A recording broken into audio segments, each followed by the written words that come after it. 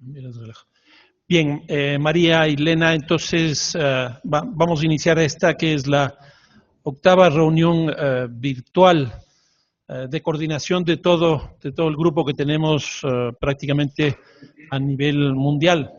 En este caso con una variación a lo que habíamos hecho en ocasiones pasadas y que va a ser un poco la tónica de lo que hagamos de aquí hacia el 17 de octubre próximo, cuando ya se desarrolle Hábitat 3, que es básicamente empezar a discutir documentos, empezar a discutir propuestas que llegarían a Hábitat 3 y que nos permitirían tener una mayor claridad respecto del posicionamiento nuestro en ese contexto.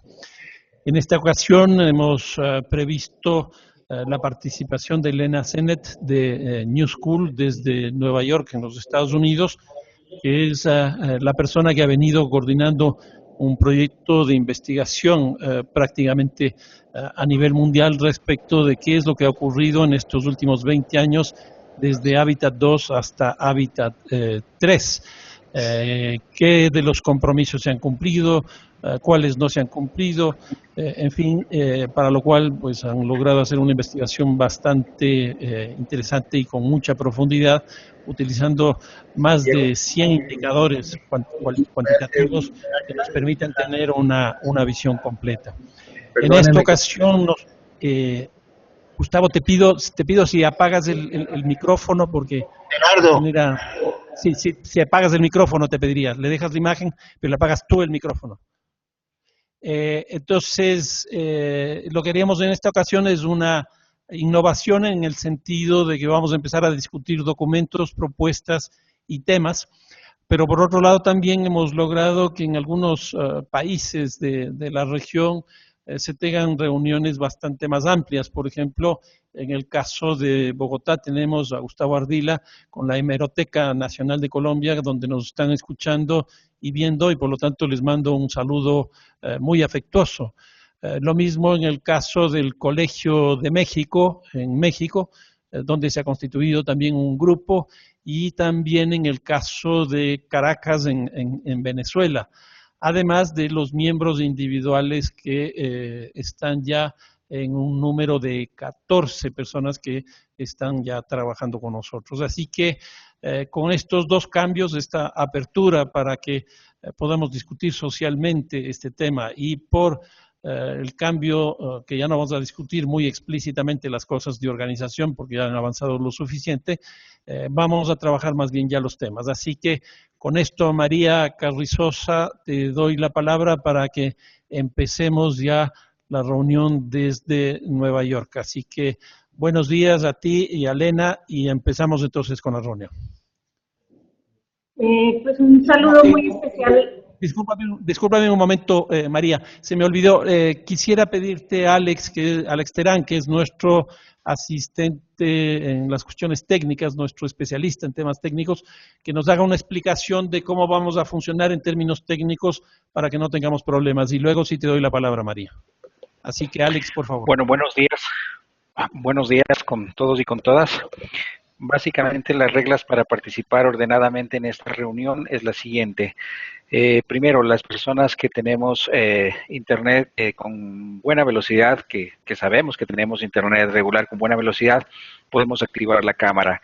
Quienes tenemos dudas sobre la calidad de la velocidad de internet, podemos desactivar la cámara y hablar solamente cuando lo soliciten. En la parte inferior de los videos ustedes encuentran 3 iconos, el micrófono, la cámara y la mano para poder hablar. Cuando ustedes tengan una duda, por favor deben pulsar esta manito, estoy en este momento mostrando, y desde Quito veremos esa solicitud y desde Quito se moderará la reunión para que tengan la palabra. Si tienen alguna duda, también en la parte derecha de esta pantalla, en la parte derecha inferior, tienen un botoncito con 2 estrellas. Si ustedes abren ahí, se les abre el menú del chat, el menú de los participantes, y ahí podemos ver quiénes estamos en la sala e incluso poder participar a través del chat.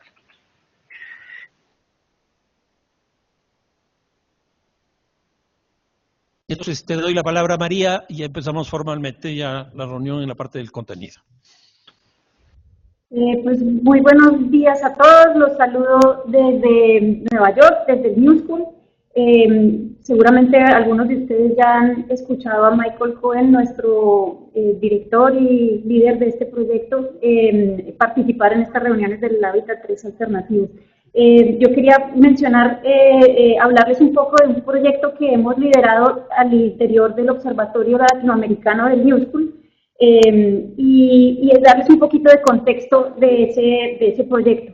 El New School es una universidad nada nueva, desde más de 100, pues aproximadamente 100 años y 10.000 estudiantes, muchos programas, sobre todo reconocida por ir en contravía del status quo, por siempre ser crítico y buscar una posición que cuestiona los preceptos tradicionales. Dentro de este contexto, OLA tiene una serie de programas, unas becas, una serie de eventos aquí en Nueva York dirigidos a aportar un diálogo público hacia reconocer los retos de construir la justicia social en América Latina. En este contexto participamos de una iniciativa más grande de toda la universidad que se llama el proyecto Global Urban Futures, del cual Elena les va a hablar un poco más en detalle más adelante. Y el proyecto que hemos liderado desde OLA es complementario a este esfuerzo que ha hecho el proyecto Global Urban Futures. Mientras que el proyecto Global Urban Futures se ha concentrado en un análisis cuantitativo de los avances en materia de hábitat en los últimos 20 años, la Agenda Hábitat 2, OLA se ha concentrado en un análisis cualitativo, no ya en todo el mundo, sino concentrado exclusivamente en 6 países de América Latina, y elegimos a Argentina, Brasil, Chile, Colombia, Ecuador y México. Y definitivamente pues esto es un esfuerzo que tiene como objetivo complementar esa visión de datos muy crudas y muy profunda, muy amplia, digamos, que es la que Elena les va a comentar, una visión más hecha desde lo local y como con mucha más textura sobre los retos y los problemas nacionales. Encargamos una serie de consultorías, una en cada país, una a especialistas muy reputados y de larga trayectoria. En Brasil trabajamos con Edesio Fernández, en México trabajamos con Alicia Sicardi, en Ecuador trabajamos con Fernando Carrión, en Chile trabajamos con la Corporación Sur, con Alfredo Rodríguez, en Argentina trabajamos con Eduardo Rece y Andrea Catenazzi de CELS, y en Colombia con Jorge Torres del SENAC. Y la tarea que les pusimos fue básicamente evaluar cómo los países habían avanzado en materia en 6 dimensiones principales, que son las que contemplaba la Agenda de Hábitat 2, políticas nacionales de gobernanza urbana, sostenibilidad y temas ambientales, vivienda adecuada, infraestructura urbana, servicios, cuarto, productividad y economía urbana, quinto, pobreza urbana, economía y inequidad e inclusión, y sexto, algo acerca de la morfología y la forma urbana. Es imposible relatar aquí en mis 5 minutos que tengo pues, la riqueza de conclusiones que tenemos, pero quería comentar de todas maneras que para nosotros es muy claro que dejar en manos de los gobiernos nacionales el único recuento sobre lo avanzado en la vieja agenda urbana nos parece peligroso para enfrentar únicamente con ese balance de lo que sucedió hacia el pasado los nuevos retos por venir. Creemos que refugiarse o contar, escudarse solamente en esos documentos oficiales es peligroso por varias razones. Es peligroso primero porque no muchos países hicieron sus informes nacionales, más o menos el 30% los entregaron. Cuando lo entregaron no podemos esperar que esos informes sean suficientemente críticos, más bien es una lista de chequeo de todas las tareas que sí se cumplieron. Y lo que a nosotros nos parece más preocupante es que es una evaluación acrítica, ahistórica y sin contexto, y esos tres temas, que proponer o aportar un balance de los últimos, de la vieja agenda urbana, como input hacia la nueva agenda urbana, que sea crítico, histórico y contextualizado, es lo que nosotros queremos aportar. Hace 2 semanas o 10 días tuvimos la oportunidad de reunir, una vez los documentos de los 6 países estuvieron listos, reunir a los consultores durante 2 días en Buenos Aires y poder reunirnos en una mesa redonda grande para poder presentarnos unos a otros los resultados, pues los hallazgos de cada uno de los 6 estudios y tratar de esbozar conclusiones transversales que salían de este ejercicio. Fue una jornada intensa y larga. Fernando, aquí presente, puede atestiguar lo mucho que los pusimos a trabajar. Y luego hicimos una conferencia de cara al público con unos 100, 150 personas, especialistas en temas urbanos y, en fin, en la Universidad de Buenos Aires. Y en este momento estamos trabajando intensamente en la producción de un libro que reúne los 6 documentos finales y hace una introducción general y una conclusión, un capítulo de conclusiones transversales, y queremos llevarlo a Quito y poderlo distribuir y comentar con ustedes. Entonces, no me voy a tomar más de, como digo, explicar en detalle 20 años por 6 países, 120, es inmanejable, pero quiero presentarles ahora a Lena Simet, que es la coordinadora del proyecto Global Urban Futures aquí al interior de la universidad, un proyecto ambicioso, y pues ella ya les explicará con más detalle de qué se trata. Muchas gracias.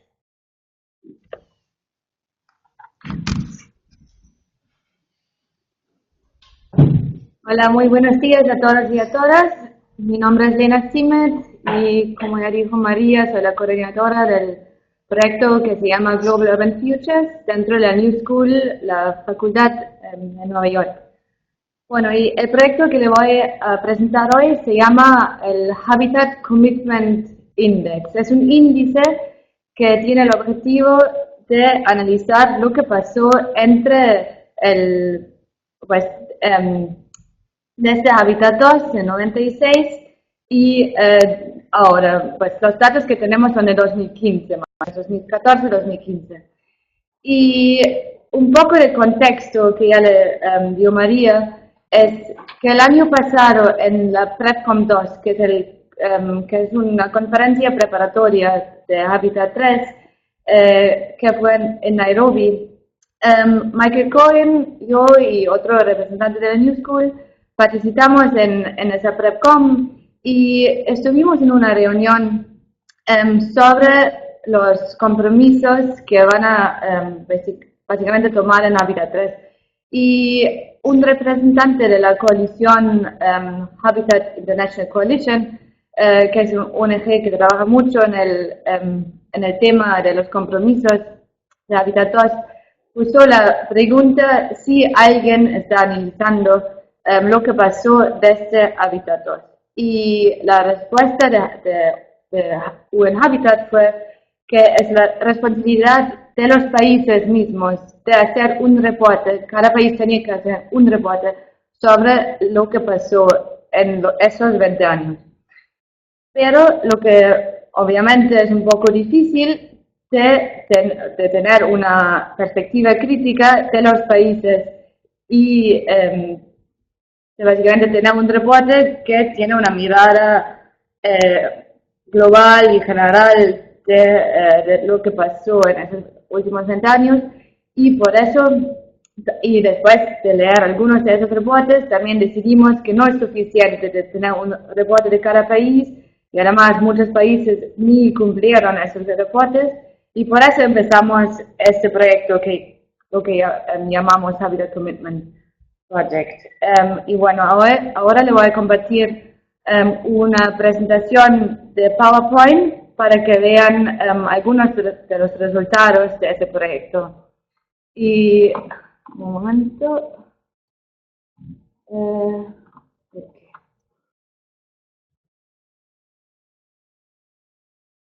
Okay. Bueno, aquí tienen una... Un momento, creo que está cargando la presentación.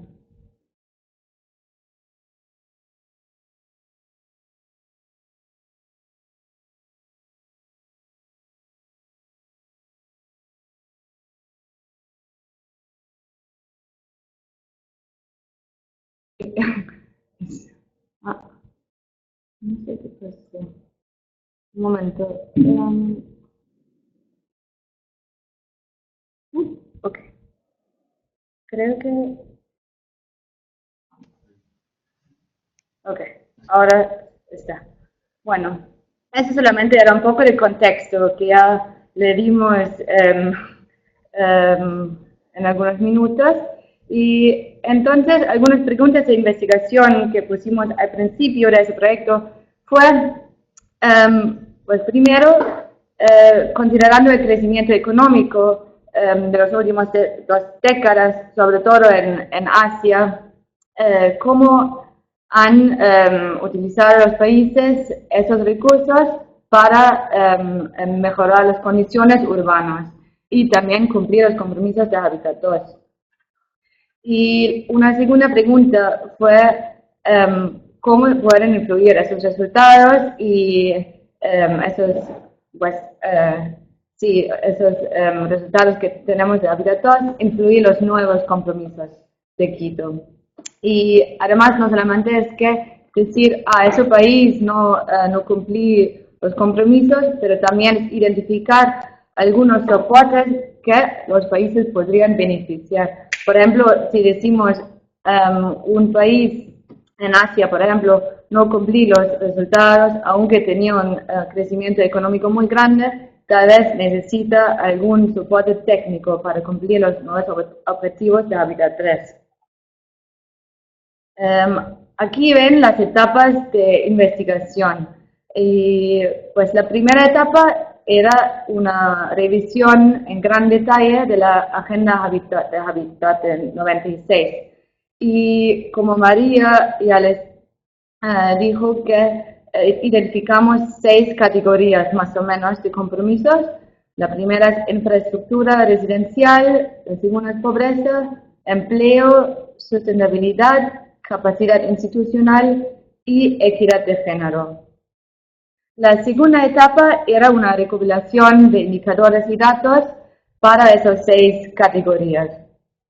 En la tercera etapa establecimos la metodología, que le voy a explicar en un momento, y después compatibilizamos la metodología con los datos que recopilamos, que fue un obstáculo muy grande porque en realidad a nivel global hay muy pocas bases de datos que cobran todas esas 6 categorías a nivel urbano. Y al final analizamos los resultados y todavía estamos un poco en esa etapa. Ya tenemos el análisis bastante general y también de las regiones. Y en la PrepCom, que va a pasar la semana que viene en Indonesia, vamos a publicar un librito sobre el análisis de los resultados más amplios. Bueno, sobre metodología. El índice está basado en una metodología que una profesora de la New School desarrolló hace algunos años. La profesora se llama Sakiko Fukuda y ella usó esa metodología para analizar el cumplimiento de derechos sociales y económicos. Tomando en cuenta el crecimiento económico. Y lo que el índice que nosotros queríamos hace es el dar puntajes basados en el porcentaje de cumplimiento de cada indicador en relación a países con nivel de ingresos similares.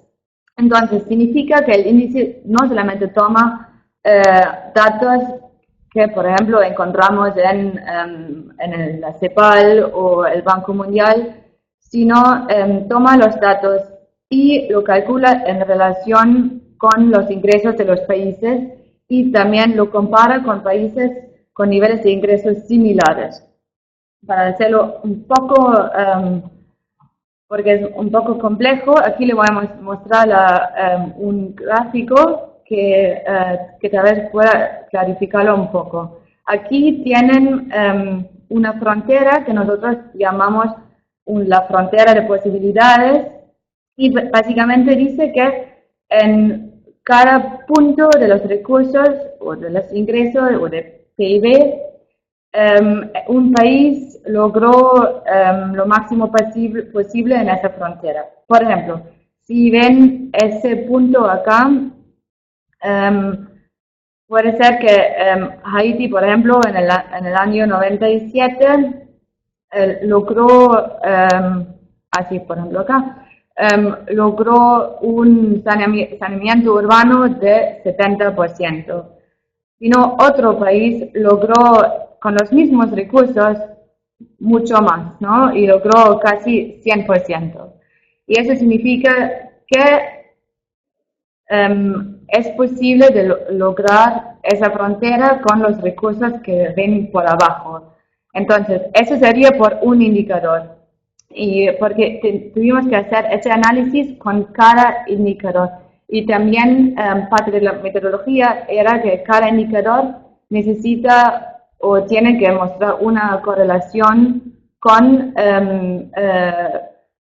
los ingresos de un país, con el PIB per cápita.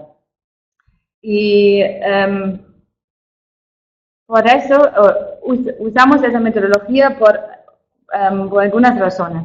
Primero, pensamos que es un análisis mucho más justo porque no se puede comparar países que son mucho más ricos en tema de PIB per cápita con otros que no tienen tanto. Por ejemplo, no se puede comparar Suecia con Togo porque claramente Suecia tiene un nivel de saneamiento urbano mucho más alto que Togo, pero también tiene recursos mucho más altos. Y por eso tenemos en cuenta esas capacidades de los países cuando hacemos el análisis. Y por el análisis total utilizamos datos de los últimos 25 años para también analizar el cumplimiento, no solamente un estado en un año específico, pero también el cumplimiento en esas décadas. Cuando ven los resultados hay que tener en cuenta que 100 no significa que el índice, un país cumplió un 100% en, por ejemplo, saneamiento urbano, sino que el país se desempeña a un 100% de su capacidad. Entonces la escala es de 0 a 100, pero como dije, es solamente no significa que todo se cumplió, pero es la capacidad que se muestra. Y pues al final comparamos los datos de los años los más recientes con los años 90, de 96 para ver qué se logró en esos 20 años. Entonces, cuando ven unos puntajes muy altos, significa que un país performa al nivel que se puede esperar o a un nivel aún mejor que se puede esperar, dado a su nivel de ingresos. Un nivel bajo puede significar que un país no usa los recursos en una manera muy eficaz o también puede significar que hubo algunos conflictos, hay inestabilidad política, hay algunos eventos históricos o hay otros factores no económicos como la geografía del país que no le permite performar a un nivel mejor. Y un nivel bajo también muestra que se necesita más que el crecimiento económico para cumplir un objetivo o un compromiso. Aquí ven los indicadores que usamos al final por el índice. Y disculpen que este gráfico está en inglés, también van a ver algunos gráficos que también son en inglés, pero le voy a explicar esos indicadores, solamente para que se entienda muy bien. Revisamos un total de, como Fernando dijo antes, más de 100 indicadores. En total fue 116 indicadores que revisamos. Pero después de los análisis, sobre todo el análisis o la correlación entre el indicador y el crecimiento económico, nos quedamos con 15 indicadores. Otro obstáculo fue, como también mencioné antes, que muchos países no recopilan datos en el contexto urbano. Por ejemplo, la Unión o ningún país en Europa recopila datos de pobreza al nivel urbano. Y por eso también fue difícil haciendo ese análisis global y por eso solamente nos quedamos con 15 indicadores.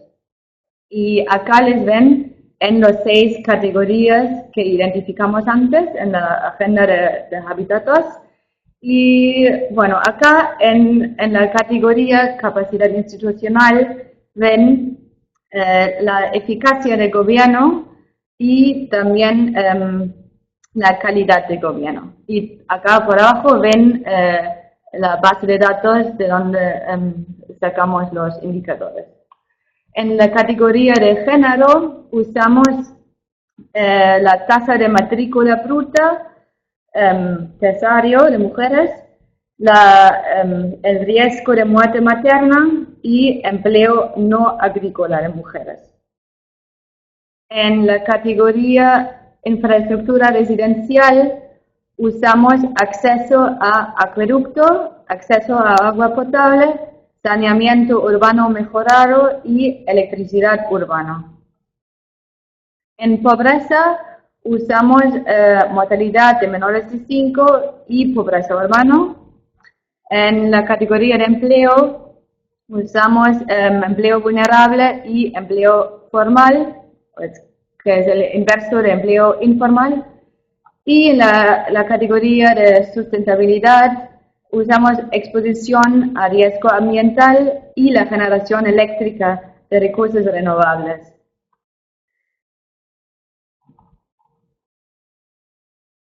Bueno, y ahora es la parte un poco más interesante porque les voy a mostrar algunos resultados.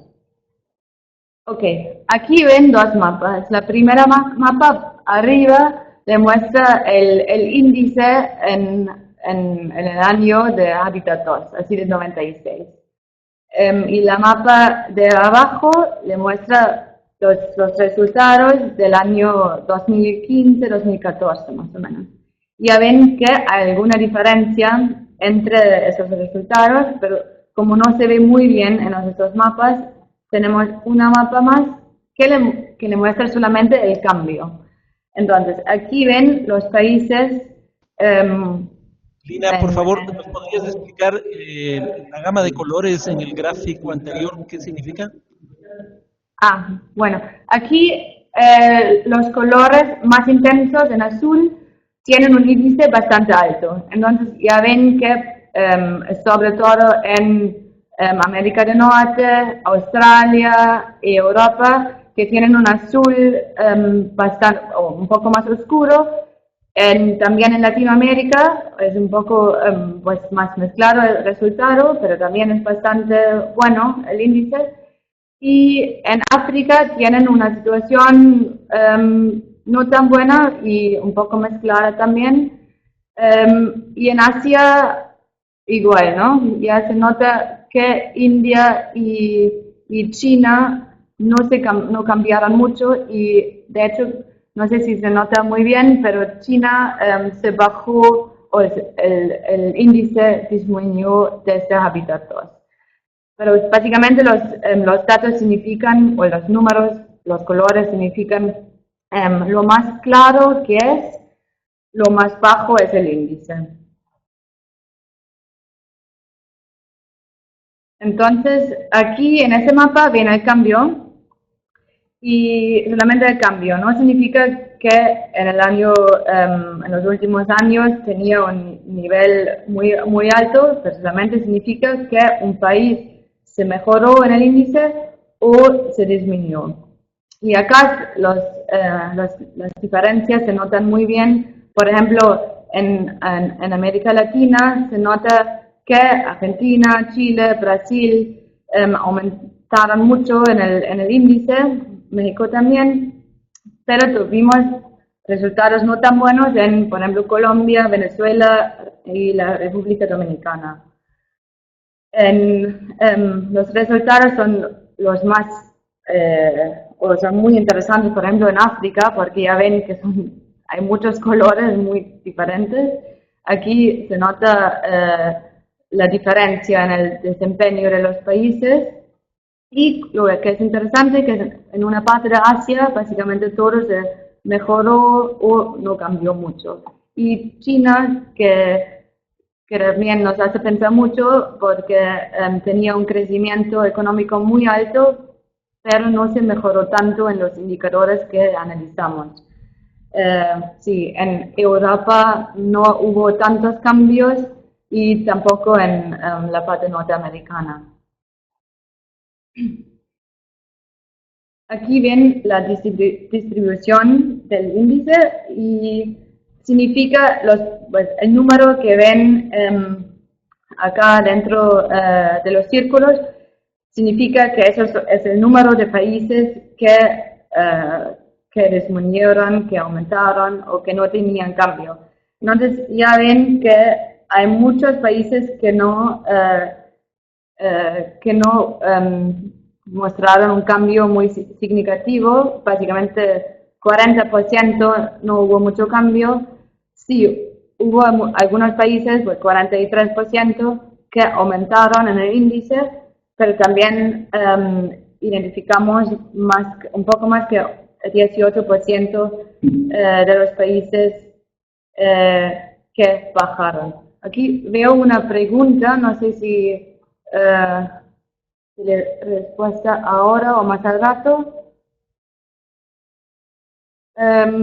En esa escala los colores solamente significan... la idea sería más bien al final de tu intervención responder las preguntas, tanto del público como las que están en el chat. Bueno, perfecto. Ok, seguimos. Aquí tienen una lista con cada país y el índice compuesto que el país tiene. No voy a mostrar todos los países, pero solamente que tienen una idea que, por ejemplo, la República Dominicana tenía tenía la disminución la más alta de todos los países. Y también Venezuela es parte de esos países. Por el otro lado, también hubo muchos países que sí aumentaron en el índice. Y, por ejemplo, ya ven que hay muchos países de África que tenían un aumento muy grande, pero también Turquía y Camboya también, o España, Portugal, se mejoraron mucho en el índice en esos 20 años. Y aquí ven el cambio del índice en las regiones. Acá tienen la región de África y ya se nota que se mejoró en muchas de las categorías, menos que capacidad institucional. Y eso es interesante porque ya vamos a ver que eso es una tendencia que muchas regiones tienen. Por ejemplo, acá eso es la región del África del Norte y también vemos una disminución muy grande en la capacidad institucional. En Asia, en Surasia, también se nota que la capacidad institucional se bajó bastante, igual el empleo y un poco en la infraestructura. En Europa y Asia Central hay una tendencia un poco similar, no tan grave como en Asia del Sur, pero básicamente un cambio muy similar.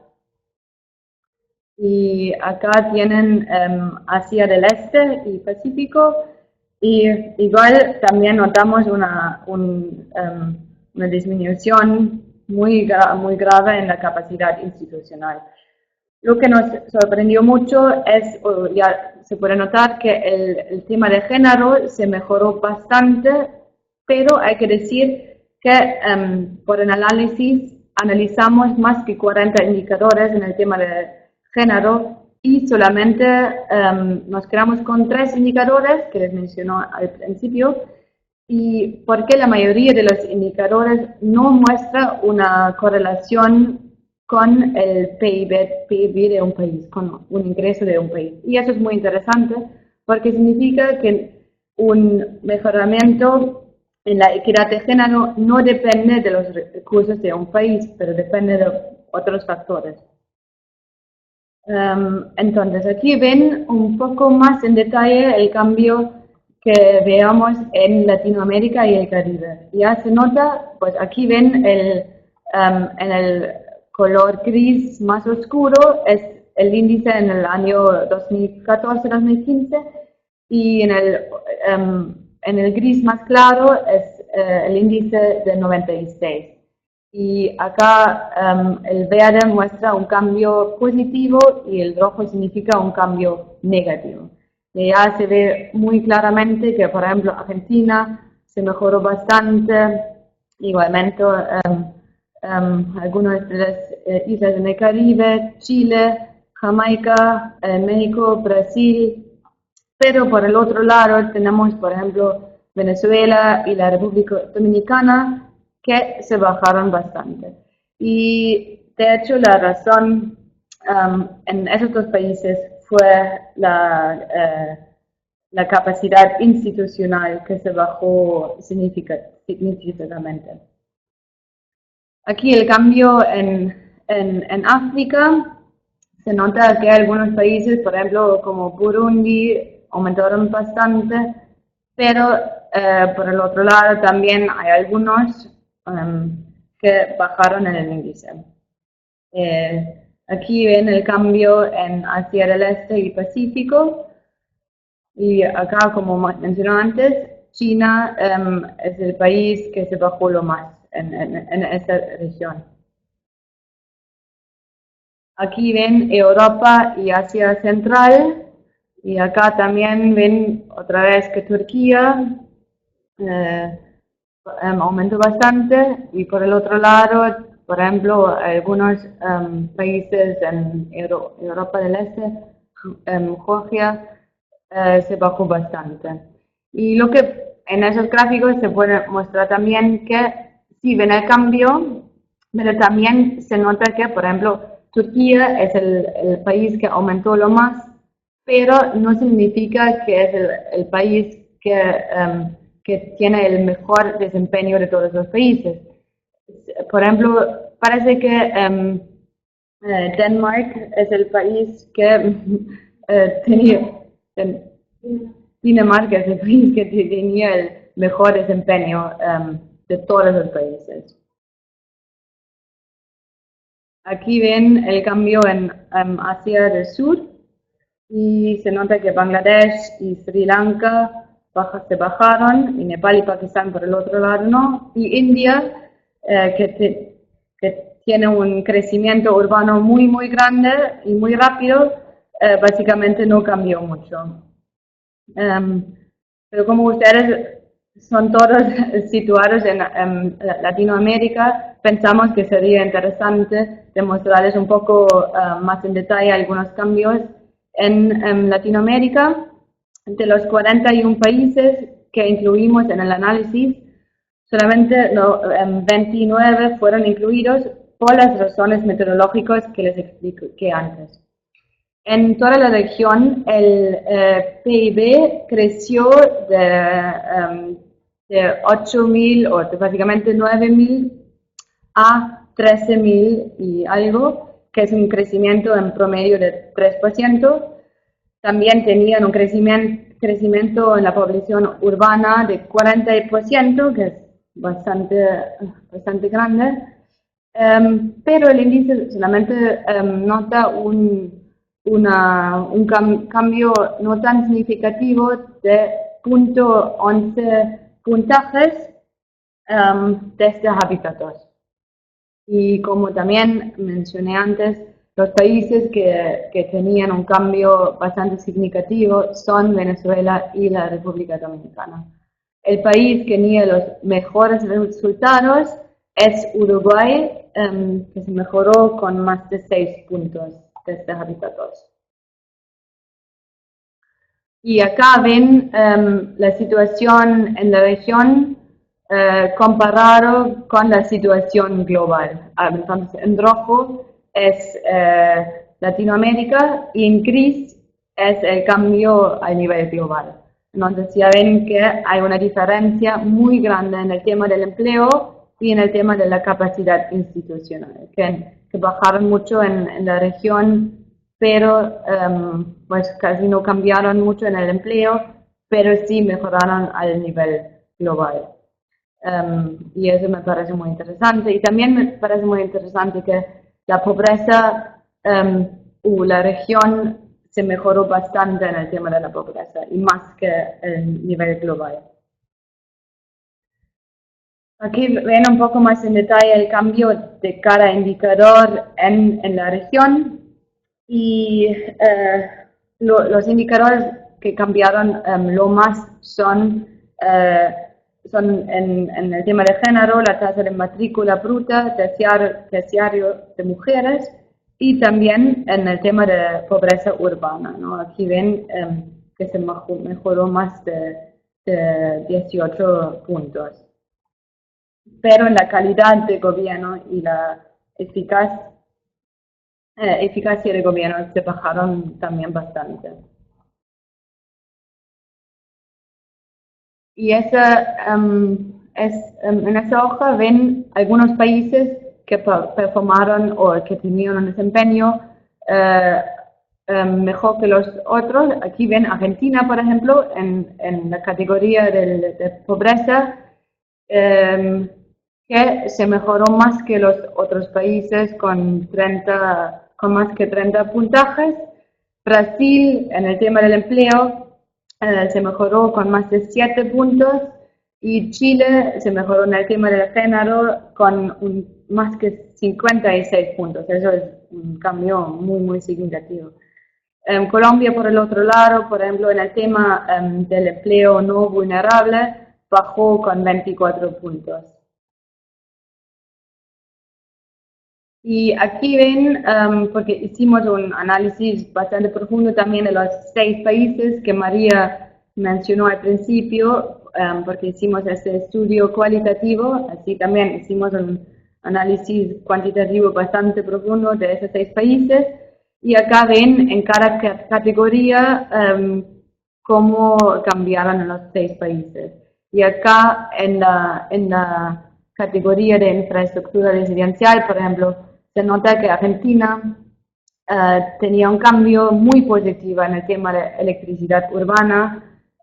Brasil tenía un desempeño muy alto en acceso a agua potable y Ecuador, por ejemplo, aumentó mucho en el acceso a acueducto. Y Colombia, por el otro lado, por ejemplo, se disminuyó en cada categoría. También en el cambio de pobreza y de empleo es muy interesante porque Argentina tenía un aumento con más de 60 puntos, Ecuador también con 35 puntos, es muy, muy alto, es un cambio muy positivo, y Colombia también aumentó con más de 26 puntos, que es enorme. Si no ven datos o otros colores, significa que no encontramos datos por el otro países. En donde, por ejemplo, por México no encontramos datos en el tema de pobreza urbana. Y en la mortalidad de menores de 5 es un cambio muy positivo en todos los países. Y en el tema de empleo ya ven que nos faltan algunos datos, pero solamente Brasil de hecho tenía un cambio positivo que es notable, pero también Ecuador en el tema del empleo formal y Colombia también se bajó en las dos categorías. Y acá ven el cambio en la sostenibilidad y capacidad de instituciones y es muy notable, ¿no? que en el tema de capacidad de instituciones todos los países bajaron en el índice, algunos con más de 20 puntajes, algunos como por ejemplo Ecuador en la eficacia del gobierno básicamente no cambió, México tampoco no cambió tanto y Chile se mejoró un poquito en la calidad de gobierno, pero los demás se bajaron bastante. Y al final, en el cambio de género, sí notamos un cambio muy positivo, sobre todo en la tasa de matrícula terciario. En el empleo no agrícola de mujeres es un cambio mezclado. Por ejemplo, en Ecuador se bajó la tasa con más de 20 puntajes, pero el riesgo de muerte materna en todos los países se mejoraron desde 96. Ok, y aquí solamente algunos gráficos más. Aquí ven, por ejemplo, el índice de los años, los más recientes de Argentina. Y acá, eso entonces no es el cambio, pero es el índice en los años 2014, 2015. Y aquí tienen los diferentes categorías y en los colores, por ejemplo, azul claro es de género y también tienen los indicadores más específicos. Y se nota que Argentina cumplió puntajes muy altos en el tema de género y infraestructura residencial, también de pobreza, pero todavía le falta bastante en el tema de capacidad institucional.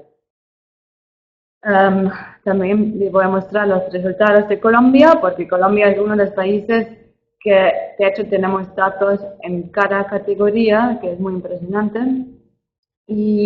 Pero se nota una gran diferencia entre, por ejemplo, el tema del empleo y el tema de la infraestructura, ¿no? Y también del género. Y al final también pensé que le va a interesar mucho Ecuador y se nota, es un poco similar también, que se nota que en el tema de género y de infraestructura tenemos niveles bastante altos, pero en el tema de empleo y de capacidad institucional todavía el índice muestra algunos resultados no tan altos. Bueno, ¿qué significa todo eso?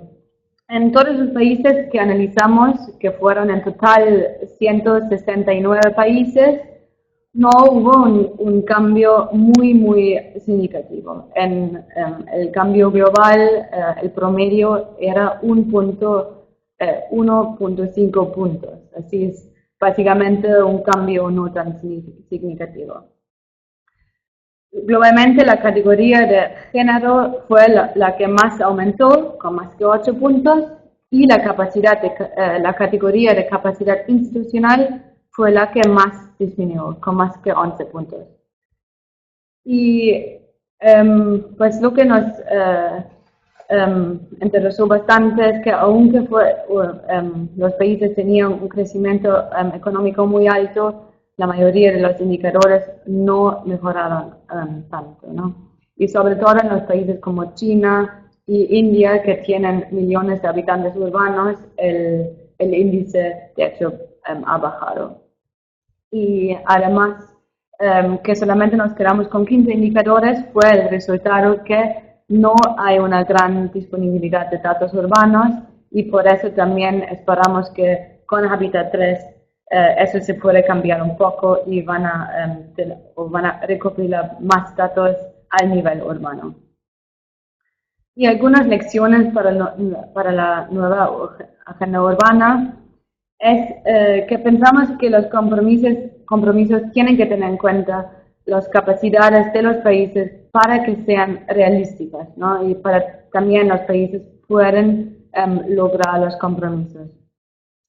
Además, como ya mencioné, necesitamos más datos a nivel urbano y sobre todo hay que identificar más factores determinantes porque, como le mostré, el progreso económico no es el único factor. Y además pensamos que es muy necesario que tenemos un mejor sistema de monitoreo sobre los compromisos de Hábitat 3 porque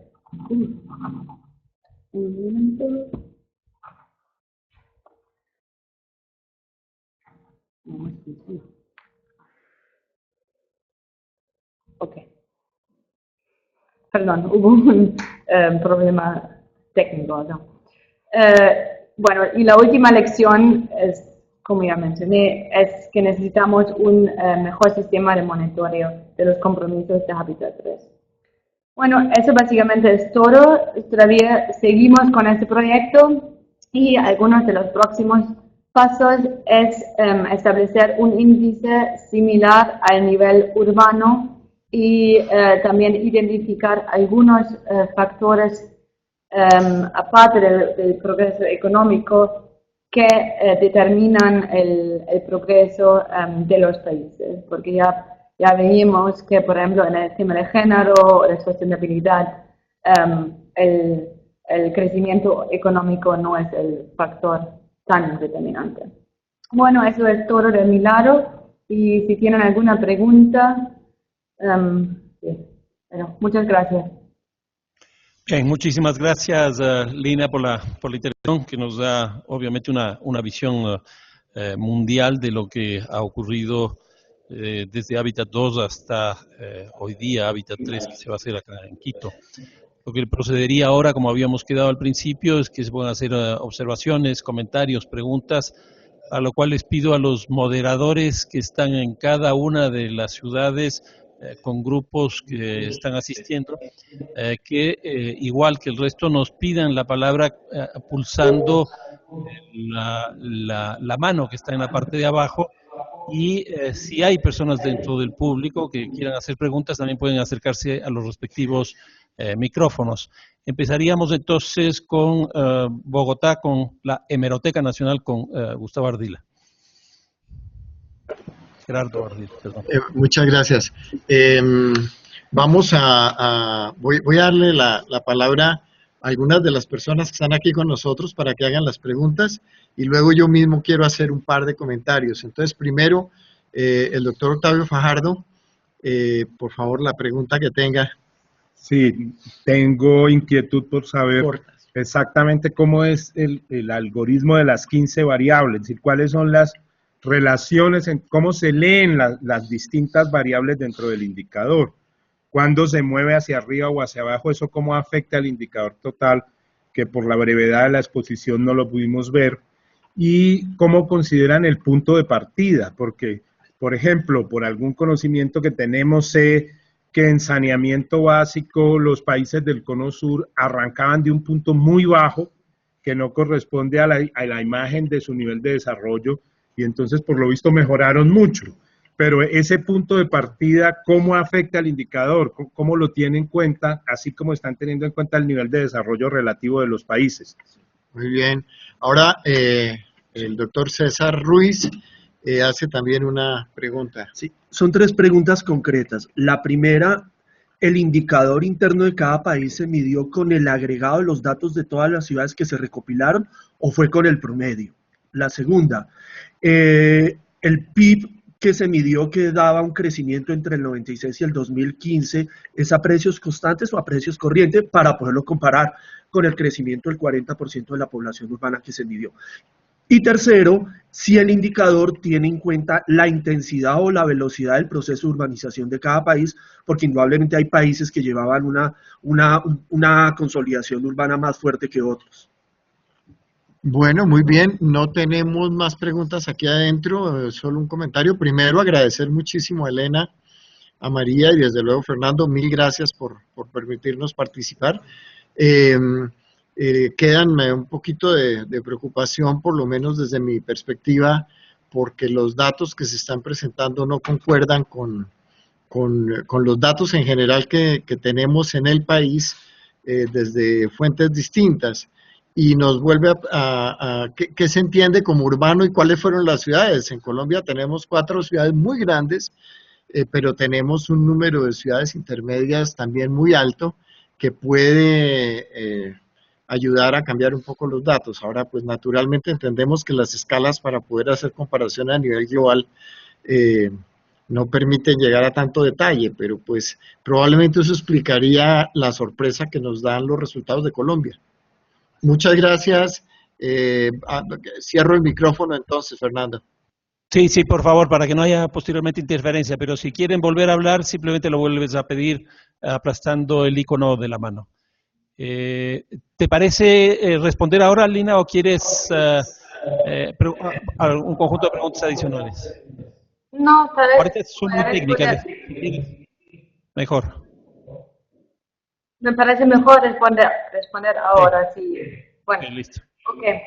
Pues muchas gracias por las preguntas y eso también es que nos preocupa un poco que, por ejemplo, el índice no es tan representativo al nivel urbano, por ejemplo, de Bogotá o de Medellín, y entendemos que hay muy grandes diferencias al nivel urbano dentro de los países, ¿no? Y por eso hicimos el estudio cualitativo que María le mencionó al principio, y por eso también estamos pensando en hacer ese índice a nivel urbano, para que podamos distinguir dentro de los países, de las ciudades dentro de un país, porque ya entendemos que es un índice que es muy general, que le da un número y nadie sabe realmente qué significa.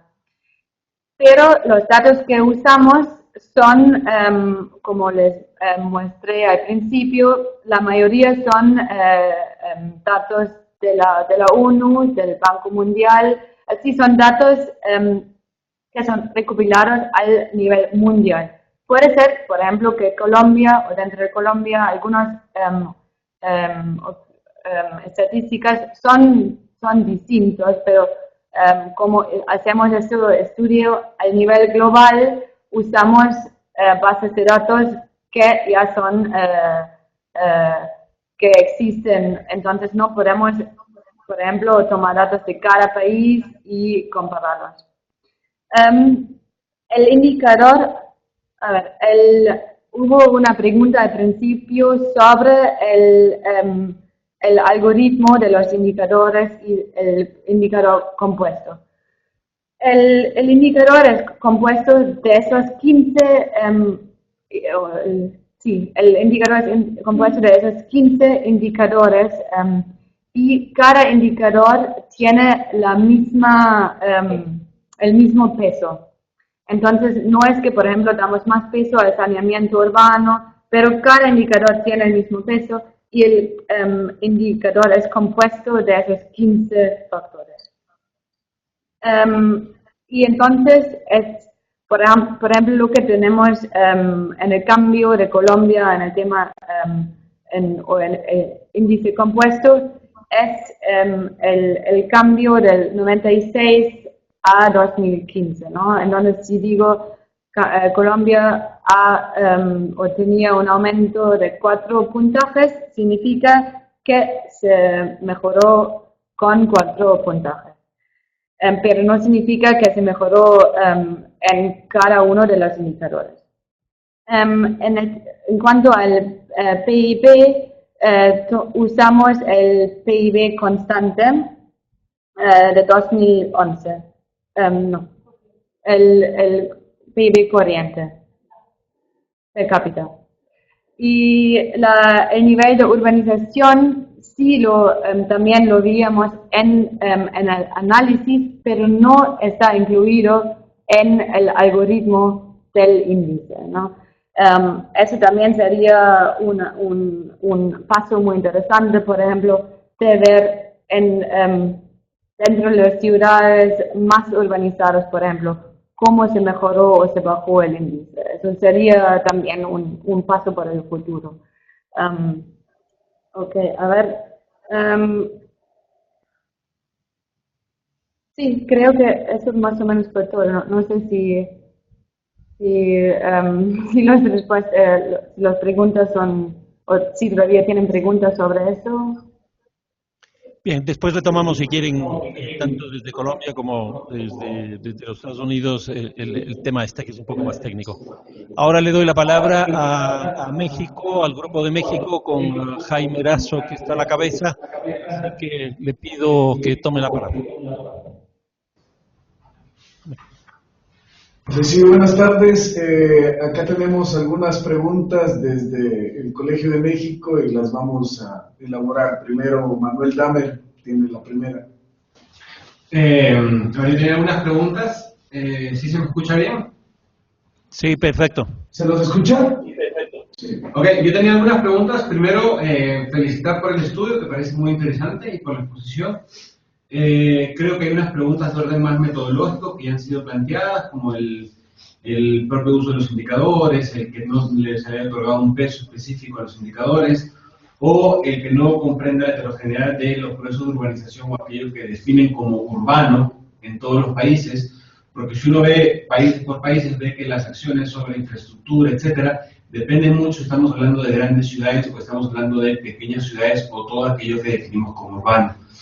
Pero más allá de la parte metodológica, me parece importante dos temas que plantea el estudio y que resulta una invitación para el debate. Y el primero tiene que ver con que creo que Andreina también lo pone en comentario en el chat, es sobre el propio indicador de capacidad institucional.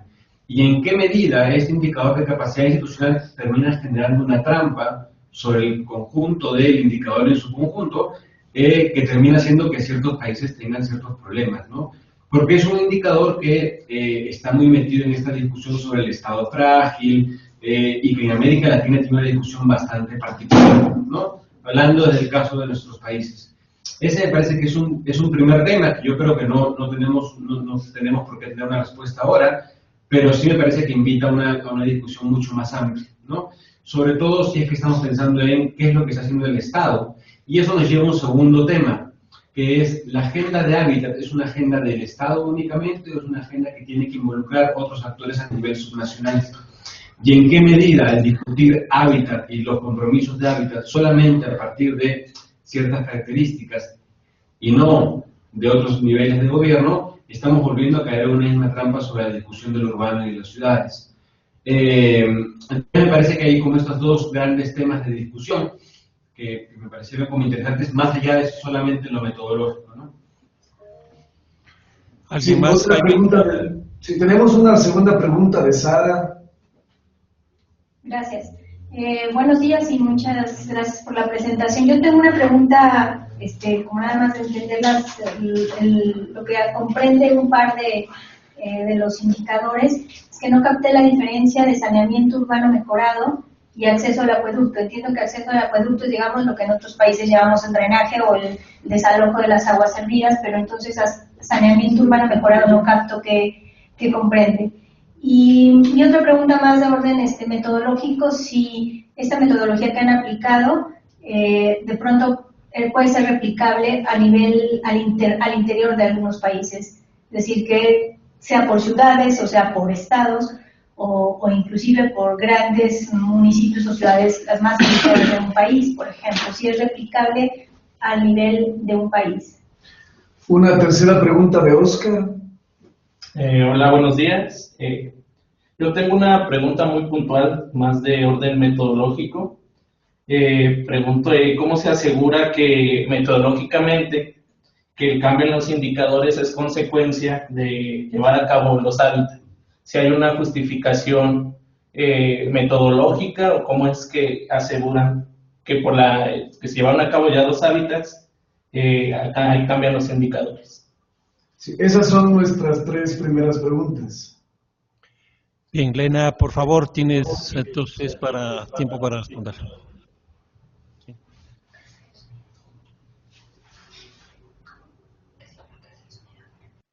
Sí, Elena. Bueno, muchas gracias por las preguntas.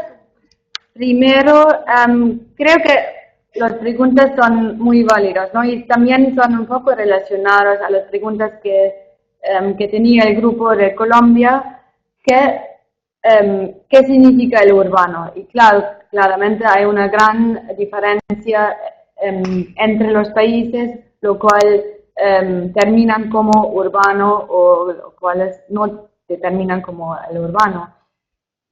Pero como ya mencioné antes, eso, pues hay dos cosas en el índice. Una es que de hecho no todos los indicadores que usamos son al nivel urbano, porque no todos los países tienen información al nivel urbano en cuanto a todos los indicadores.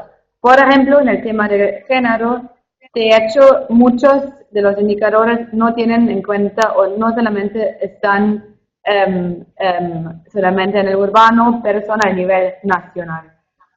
Lo mismo en el tema de la sustentabilidad y también el mismo al nivel de capacidad institucional, ¿no? Y todo eso es a nivel nacional, pero solamente porque esos datos no existen. Y eso fue uno de los resultados muy importantes del estudio, que todavía nos faltan esos datos a nivel urbano. Y también una discusión más profunda, qué significa el urbano y cómo se recopilan a nivel global esos datos urbanos. Bueno, y eso también voy a la segunda pregunta sobre la capacidad institucional. Bueno, primero, sí es a nivel nacional. Por la razón, porque, por ejemplo, no existen unos datos, unos indicadores de la calidad de gobiernos locales. Además, sí, la nueva agenda urbana va a ser ratificado de los países nacionales, ¿no? Y eso también es un problema que pensamos que es muy, muy difícil porque son los gobiernos nacionales que básicamente deciden el contenido de la nueva agenda urbana, los compromisos, pero son los agentes locales que al final van a tener que cumplir esos compromisos. Y eso nos parece difícil en sí. Pero bueno, en cuanto a la metodología, es justo que, por ejemplo, la eficacia del gobierno o la calidad del gobierno son datos o son bases de datos que no necesariamente significan que un país es una democracia o que el gobierno se maneja en una forma, no sé, muy democrática, pero son bases de datos que se recopilan con encuestas en cada país, con grupos con representantes de varios representantes de la sociedad civil. Entonces, claro, se puede criticar el indicador y nosotros tampoco no pensamos que es el indicador lo más representativo, pero por el momento esos dos son los únicos indicadores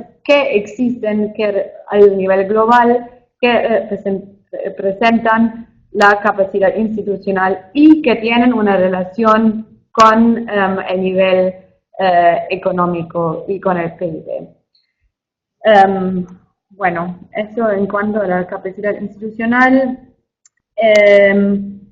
A la pregunta si se puede replicar a nivel local, creemos que sí. Y eso sería otro proyecto que esperamos hacer después de este proyecto, de realmente comparar algunas regiones urbanas, por ejemplo, en Latinoamérica, y hacer el índice a ese nivel. También hay una respuesta de mi compañera, Marta, que trabaja en el proyecto, que también quiere añadir algo. pues aprovechamos para hacer una anotación importante, y es que para poder hacer el indicador a nivel urbano, sería ideal contar, por ejemplo, también con el PIB de ciudad. Entonces, es como una nota promocional que hacemos de la importancia que es empezar a fomentar la creación de ese indicador a nivel de ciudades. Hay algunas en América Latina que ya tienen, pero digamos, cuando se reconoce esta necesidad, pues digamos, sería ideal poder contar eventualmente con los PIBs urbanos a nivel nacional para hacer para construir los indicadores y hacer el índice de manera comparativa dentro del país entre sus ciudades. Bueno, tenemos también otra solicitud de parte de Bogotá, así que tienes la palabra nuevamente. Gracias. Muchas gracias, Fernando.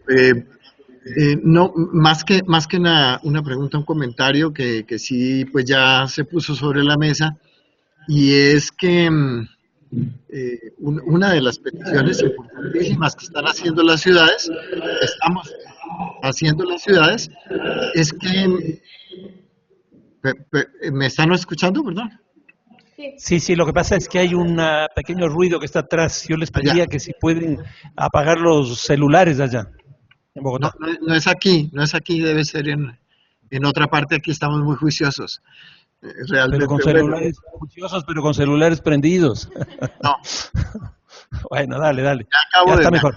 Bueno, sí, el punto es que de todas maneras uno de los problemas graves que hemos tenido que enfrentar siempre con el sistema de Naciones Unidas es la necesidad de que Naciones Unidas siempre nos dé recomendaciones y genere datos a nivel de los países sin que las ciudades propiamente podamos tener una participación directa ni en los montajes de los procesos de investigación, ni muchísimo menos en la toma de decisiones. Entonces creo que ese es uno de los temas que vuelve a surgir aquí, que lo mencionó uno de los compañeros de México, fundamentales para Hábitat 3.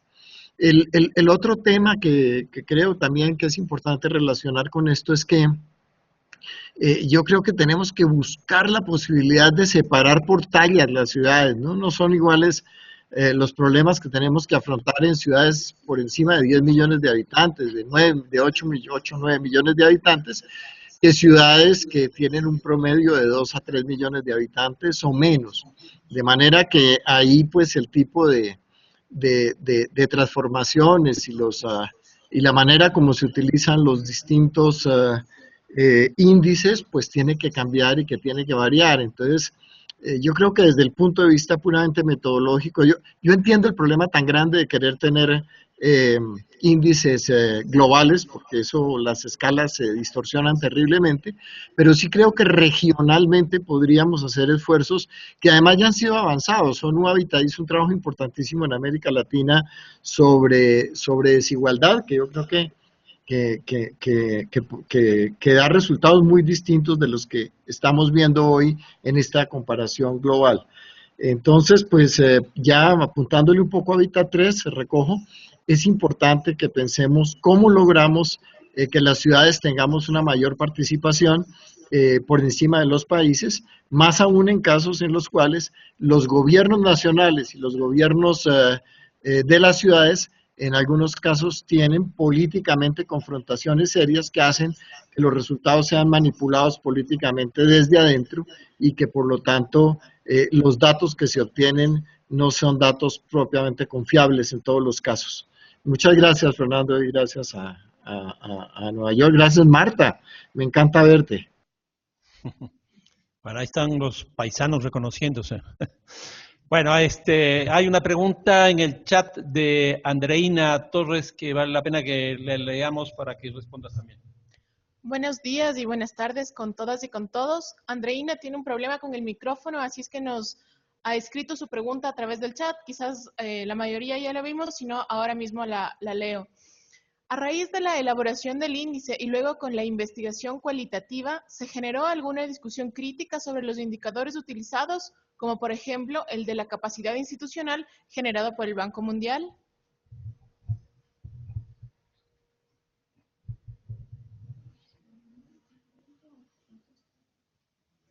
Si la captaste, Lina.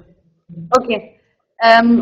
Bueno, en cuanto a esa pregunta, creo que ya discutimos un poco sobre el problema de algunos indicadores y sobre todo en cuanto a los indicadores que tenemos por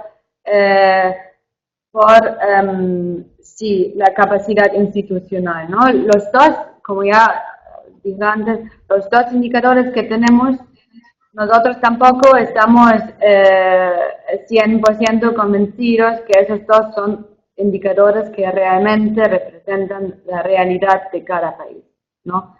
Y personalmente lo usamos porque son en este momento los que son los más representativos y existen a nivel global y también tienen una relación con el crecimiento económico. Bueno, claro, también se puede tener una discusión muy crítica sobre ese indicador en específico. Solamente quería también decir al equipo en Bogotá que estoy muy de acuerdo que sobre todo en Hábitat 3 las ciudades tendrían que tener una participación mucho más intensiva, pero es un problema porque la nueva agenda urbana solamente se va a ratificar a nivel nacional y también hay muy poca participación de las ciudades, ¿no? Por varias razones. Y también quería mencionar solamente una cosa más, que porque tal vez ya notaron que entre los 15 indicadores que tenemos, desigualdad no fue incluido. Y la razón es que no, en el análisis veíamos que no hay una correlación muy fuerte entre el PIB, entonces entre el crecimiento económico y la desigualdad. Entonces significa que eso también es un resultado para nosotros bastante interesante, que a cada nivel de PIB existen diferentes niveles de desigualdad.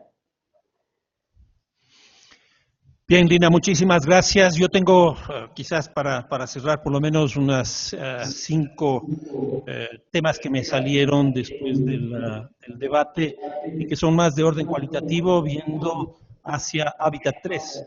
De todas maneras, me parece que es un trabajo espectacular el que ustedes están haciendo.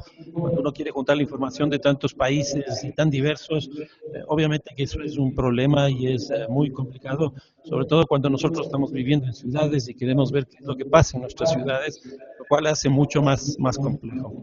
A ver, uno primero que me parece que es importante es que si Hábitat 3 se ha planteado la generación de una nueva agenda urbana, esta tiene que estar anclada en lo que ha pasado al menos en los últimos 20 años. La impresión que yo tengo es que eso no existe y que lo nuevo tiene que surgir de lo viejo, de lo que queda de lo viejo.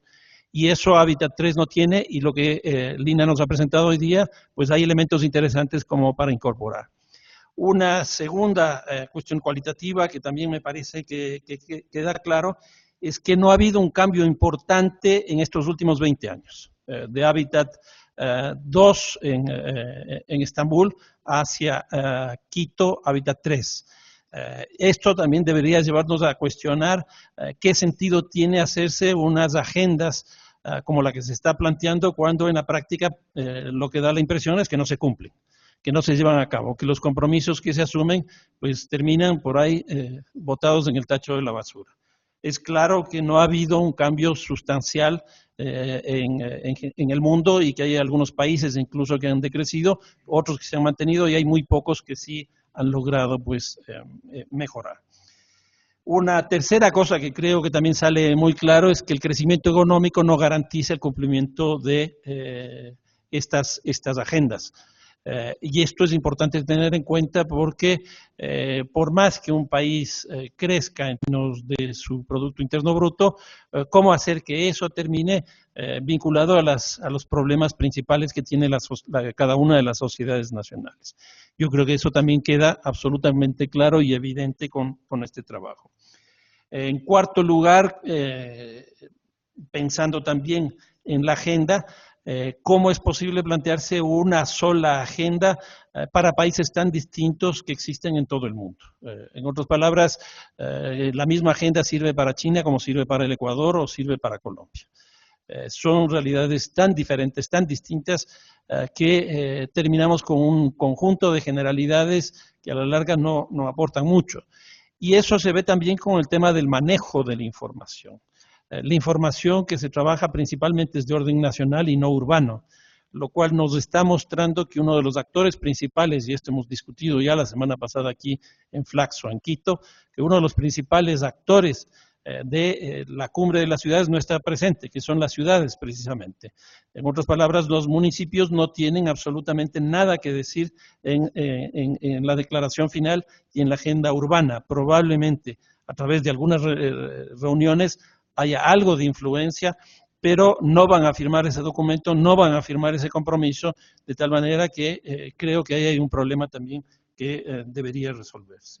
Y el último y quinto punto, que probablemente es uno de los que más discusiones generó el día de hoy, conjuntamente con la metodología, es el tema de las capacidades institucionales.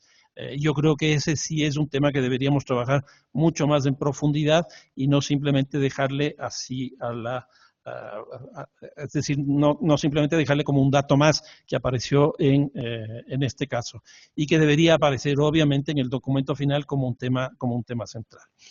Bien, esto es lo que habíamos previsto para la reunión de hoy, siendo las 11:30 en Quito, pues daríamos por terminada esta reunión, sin antes indicarles que este tipo de eventos vamos a empezar a tener cada 15 días y les informaremos a ustedes los temas que trabajaríamos.